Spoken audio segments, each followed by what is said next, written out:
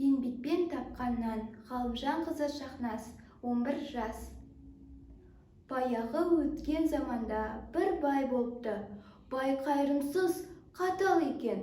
Қол астында жетім бала ала атанан тұрып ел жатқанша еңбек етсе де, бай жоқтан өзген сылтауратып, оны қамшының астына ала береді екен.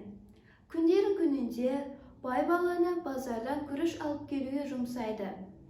Көк базарда не жоқ десенші, тәтті тоқашының есі мұрын жарады. Самсан, өрік, мейіз, қауын, қарбыз. Ол базарды ұзақ қаралайды. Бір уақытта қожайын тапсырмасы есіне түседі. Тесі күрішін сатып алады.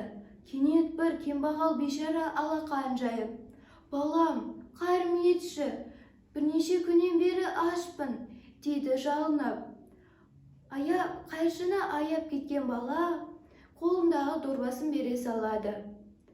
Бай балаға: «Күріш қайда, неге әкелмедің?» деп айқай салады. Бала мүңгірлеп күрішті жалаңаш қайыршыға бергенін түсіндіреді. Бай баланы есіне тандыра сабайды да қамап тастайды.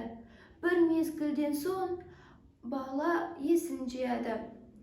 Айналасы жап-жарық, өзі айдалада жатыр екен. Жанында баяғы қайыршы отыр. Қолында бір дорба күріші бар.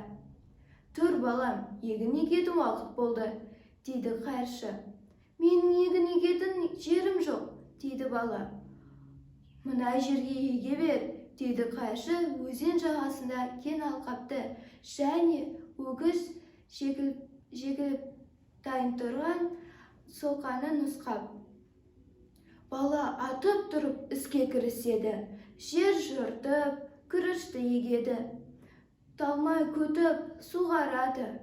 Күріш піскенде төкпей шашпай жинап алады. Сонда баяғы қайыршы: «Балам, мен сені сынаған едім, одан аман өттің. Саған жолыққан бақ едім, батамды бердім», депті де ғайып болыпты. Сөйтіп, жетім бала маңдай терімен еңбек етіп, өмір бойы жоқшылық көрмей өткен екен.